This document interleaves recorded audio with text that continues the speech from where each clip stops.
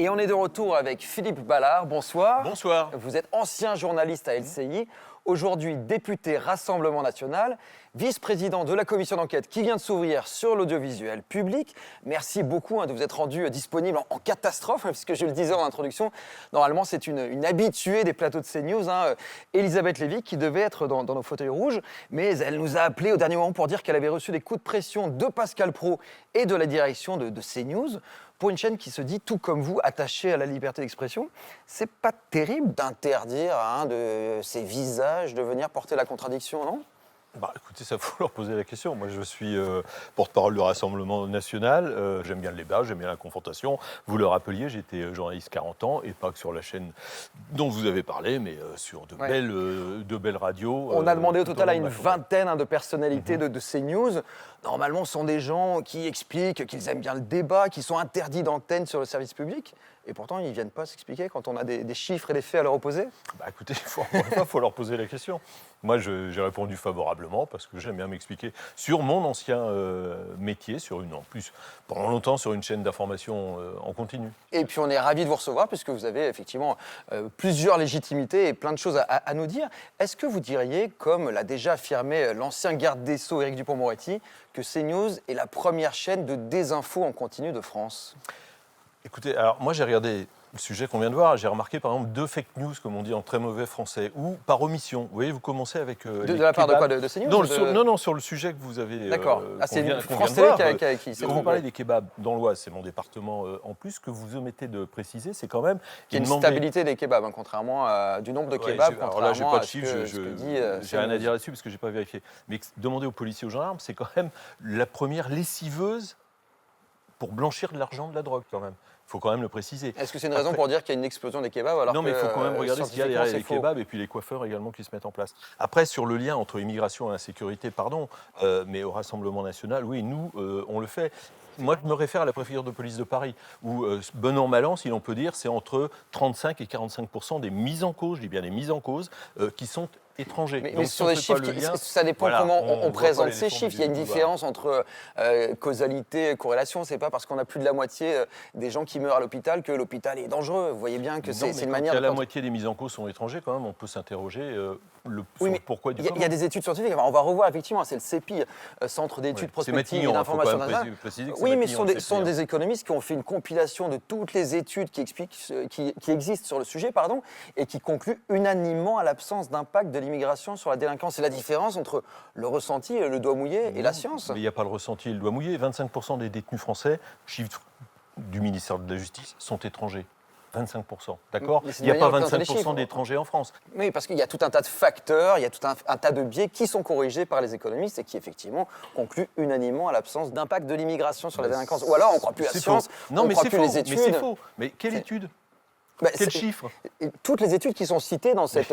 Moi, je vous donne les chiffres du ministère de l'Intérieur, je vous donne les chiffres de la préfecture de police de Paris. C'est pour ça que des chaînes comme CNews rencontrent peut-être un succès, parce que comme il est dit d'ailleurs, ces 2 personnes-là qui prennent leur petit déjeuner, ailleurs, on planque la vérité. Enfin, je veux dire, quand Madame Delphine Arnaud, PDG de France Télévisions... Ailleurs, on contextualise, ailleurs, on fait confiance à la science. Madame Delphine Arnaud dit, moi, je voudrais que l'on montre le monde tel que je souhaiterais qu'il soit et pas tel qu'il est. C'est pas tout. Vous connaissez cette citation qui est tronquée. Elle fait référence au nombre de femmes expertes sur les plateaux. Et effectivement, France Télévisions a l'obligation de mettre 50% de femmes expertes. C'est très bien d'ailleurs. Et voilà, vous savez très bien ce que ça veut dire. Ça ne veut pas dire on déforme la réalité, au contraire. Derrière ça, il y a toute une idée qui est véhiculée, y compris sur le service public. Est-ce qu'au nom de la liberté d'expression, on a le droit de dire n'importe quoi, y compris... Non, mais bien sûr que non. Après, encore une fois, je suis pas l'avocat de CNews. S'ils disent n'importe quoi, il y a l'Arcom, il y a la justice qui est là pour taper sur les doigts si on fait mal. Parce qu'on voit effectivement l'Arcom, qui ont été fermées. Le régulateur, on voit que CNews est largement plus sanctionné que toutes ces autres chaînes concurrentes. C'est même la seule à avoir eu des sanctions financières, 8 et 0 pour toutes les autres. Oui, mais alors... C'est la chaîne la plus délinquante de France. Très bien, là, je n'ai pas à commenter ça. Sauf que hier, moi, quand j'ai posé des questions au président Hajdari, des questions précises... Donc, en commission d'enquête, le président de l'Arcom... Je vais citer par exemple Madame Charline Vanhoenacker sur France Inter, au moment des législatives, fait une émission en public le dimanche soir entre 18h et 19h, où elle dit aujourd'hui on va faire une émission contre ce qu'elle appelle l'extrême droite, j'en ai parlé hier, il me dit bah oui mais il n'y a pas eu trop de signalements, puis ça remonte un petit peu, on ne va pas pouvoir faire grand-chose. France Info TV aussi, je vais vous donner un exemple précis aussi si vous voulez. L'autre jour, moi j'écoutais une émission, il y avait le responsable de l'Institut Jean Jaurès qui disait si le Rassemblement national arrive au pouvoir, tous les enfants qui sont nés avec au moins un parent français, donc l'autre étranger, eh bien ne pourront pas acquérir la nationalité française. Il peut y avoir des invités. Alors, en l'occurrence, je ne vois pas quel est cet extrait précisément. Il peut y avoir des erreurs et personne n'est à l'abri des erreurs. Et à France Télévisions, on a une charte du rectificatif. Et quand on se trompe, on le dit à l'antenne. Mais nous, on a beaucoup regardé CNews ces derniers mois. On a halluciné. Je vous propose de regarder un autre extrait. C'était en septembre. Pascal Praud veut faire croire que le service public est en campagne de promotion pour Gabriel Zucman, cet économiste qui veut taxer les milliardaires. Et il invente, des faux noms d'émissions, y compris complément d'enquête. Écoutez. Je vais vous montrer, je prends les uns et les autres à témoin, la tournée médiatique de M. Zucman. Bon, France Inter, question politique, faut-il exterminer les riches ? C'était dimanche. Faut-il exterminer les riches ? Je pense que c'est pas l'intitulé. Je pense qu'il faudrait revérifier l'intitulé. Ah, bon, bah écoutez, c'est celui que j'ai, alors peut-être que... Bon. Complément d'enquête, l'attaque Zucman, chance pour la France, jeudi à 23h. Je vous invite à regarder tous les titres de complément d'enquête. On n'a jamais fait d'émission sur l'attaque Zucman, chance pour la France.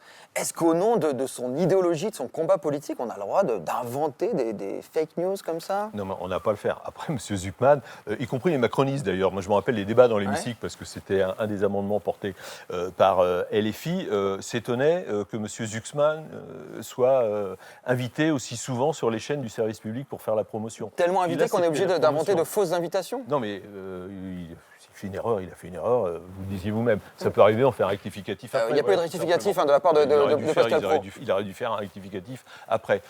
Mais oui, M. Zucman, quand même, c'était tapis rouge tous les jours quasiment sur le service public. Faut-il exterminer les riches ? Les gens qui regardent CNews, ils disent « Ah bon, France Inter, ils font des émissions pour exterminer les riches ?» Oui, c'est dingue, c'est grave. Les gens qui vont nous regarder ce soir disent « Il n'y a pas de lien entre immigration et insécurité », mais qu'est-ce qu'ils vont inventer dans complément d'enquête ? Attendez, vous êtes en train de faire le lien entre nous qui relayons une étude scientifique, une synthèse d'études scientifiques, et quelqu'un qui invente... Vous basez sur des... Oui, mais qui invente une émission qui n'a jamais existé. Le problème du service public, c'est ça. C'est ce que vous êtes en train de faire. Vous énoncez des contre-vérités avec un aplomb formidable, avec l'argent quand même du contribuable. On relaie des informations qui sont vérifiées, des informations recoupées. De Matignon. On a une transparence sur nos sources, on les met d'ailleurs en ligne, ce qui n'est pas le cas pour le coup de CNews. Est-ce que inventer de faux noms d'émissions, c'est du dénigrement de France Télévisions ? On sait que France Télévisions et Radio France ont porté plainte contre CNews. On verra la suite. Qu'est-ce que je vous dis si avec ça, dans la vie, ça serait... Vous pensez que c'est pas... Non, mais il n'y a pas à le faire. J'ai été 40 ans journaliste, jamais j'ai inventé un faux nom d'émission, jamais j'ai inventé quoi que ce soit. Est-ce que CNews est une chaîne d'extrême droite ? Écoutez, moi je me rappelle de la campagne présidentielle de 2022, d'une matinale faite par Marine Le Pen, où elle était revenue au siège, puisque je faisais partie de l'équipe de campagne, très remontée contre CNews. Voilà. Quand on entend le témoignage de ce journaliste du nord de la France qui nous raconte, face caméra, qu'à l'époque, on lui a demandé de lire la première page du livre d'Éric Zemmour pendant la présidentielle. Vous, en tant que journaliste, on vous a déjà demandé de lire la page d'un livre politique ? Aller faire des duplex, ou quand j'étais en radio, aller faire des reportages, on arrive sur place. Ce qui était prévu, ça n'a pas lieu, il n'y a personne. Coco, tu es sur place, maintenant, tu fais le job. Donc, voilà. Et ça ne vous choque pas qu'on demande à un journaliste de lire la page d'un livre politique dans une librairie vide ? C'est peut-être pas la meilleure façon de pratiquer le journalisme. Enfin, après, j'ai pas vu la séquence, donc voilà. Quand on regarde cette étude de Reporters sans frontières dévoilée cette semaine, qui montre que les hommes et les femmes politiques de gauche sont diffusés la nuit sur CNews pendant que les gens dorment, alors que l'extrême droite est diffusée très majoritairement en prime time, est-ce que c'est pas une manière de... Là, c'est rien de nouveau sous le soleil ou sous la lune, c'est-à-dire, si l'on veut. Moi, je me rappelle de campagne présidentielle. C'est pas le cas chez les concurrents de CNews. Où on diffusait M. Asselineau, M. Poutou, à les meetings, 1 heure, 2 heures, 3 heures, 4 heures, Des 5 tout heures. petits candidats, mais Donc, pas des forces donc, politiques importantes. Donc on faisait, il se passait ce qu'on voit absolument là. Quand on a su que vous seriez notre invité, on a regardé, on a vu que vous étiez cité dans une décision de l'ARCOM et CNews. Ça date de 2021. À l'époque, vous étiez candidat du Rassemblement national et le gendarme de l'audiovisuel est tombé sur CNews parce que ils se sont rendus compte que vous aviez été invité 9 fois en 18 jours, une fois tous les 2 jours. Et CNews ne vous a pas présenté auprès de l'ARCOM comme étant du Rassemblement national.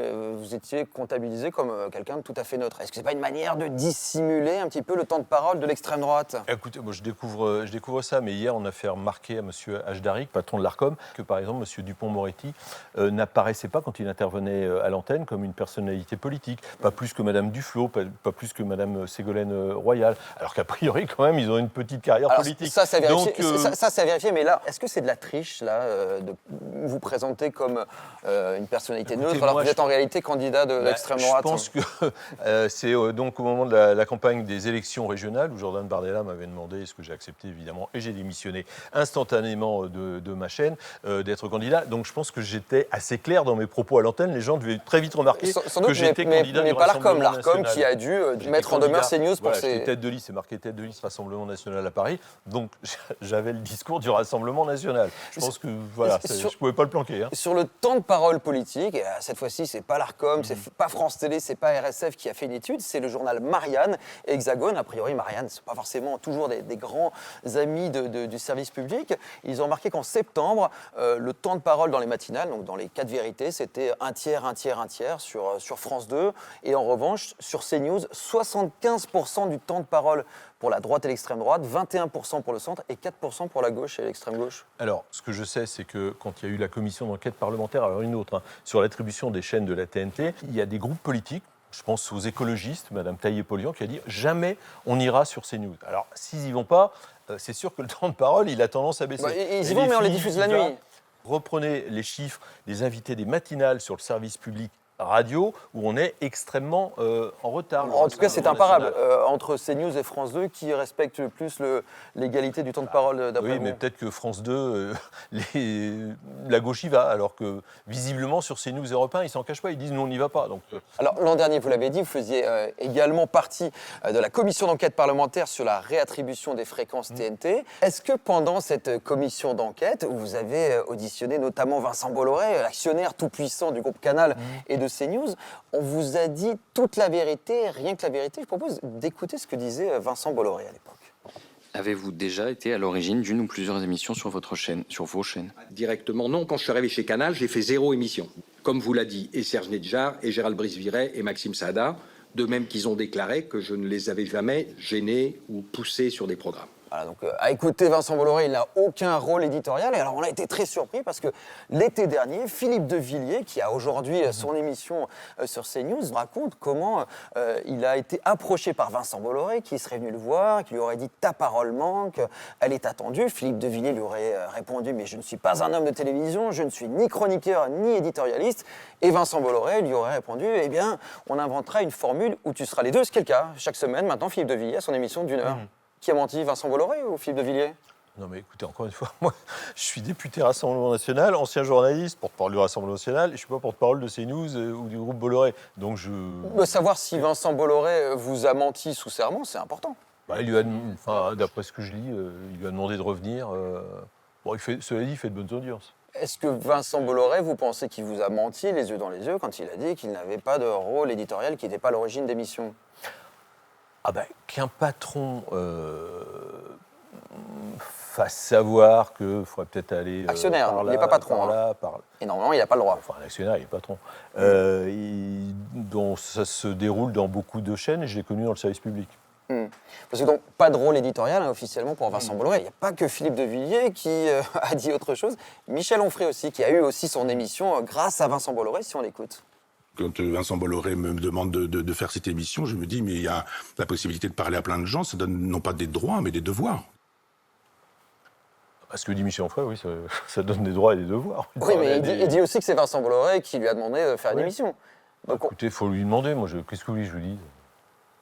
En tant que membre de la commission d'enquête, savoir si Vincent Bolloré vous a dit la vérité ou s'il vous a menti sous serment, ça vous intéresse pas? On pourra poser la même question pour tous ceux qu'on va auditionner dans la commission d'enquête mais parlementaire d'accord, sur mais là, le service public. Parce que d'accord, on peut faire là, la c'est- fiction et, Oui, et non, lire, c'est lire pas de la l'avenir, mais là, fiction, ça. est-ce que vous pensez que Mais- ce potentiel faux témoignage devrait être signalé à la justice? Oui, je pense qu'il y a beaucoup plus grave, quoi. Donc ça vous paraît pas gênant? C'est pas que c'est pas gênant ou gênant. Enfin, il fait de l'audience. Je crois qu'il fait 1 million de téléspectateurs. Je parle de Philippe de Villiers. Il doit faire 700 000, 800 000 le samedi. Donc voilà. Alors une dernière singularité de CNews sur laquelle on aimerait bien vous entendre, c'est ce qui peut apparaître comme une sorte de double discours à l'égard des délinquants. On prône la fermeté, la tolérance zéro, mais pas pour un des animateurs vedettes de la chaîne, hein, Jean-Marc Morandini. Vous êtes souvent sur son plateau. Il a été condamné en première instance et en appel pour corruption de mineurs. Il attend la décision de la Cour de cassation. C'est pas problématique? Il attend, vous venez de le dire. On attend la décision de la Cour de cassation, donc il y a toujours une procédure en cours. On ne commande pas une procédure en cours. Alors, vous me direz, normalement, on est censé ne pas commenter une décision de justice que tout le monde fait. Sur les plateaux de CNews, en général, on n'attend pas la décision de la Cour de cassation pour faire des grands débats moi, je l'attends. à partir d'un fait divers. J'attends la décision de la Cour de cassation. Et si la Cour de cassation confirme la condamnation, Là, c'est autre chose, oui. vous n'irez plus sur son plateau? C'est autre chose, c'est une condamnation de prononcer. Effectivement, comme on dit, les cartes sont rebattues, oui.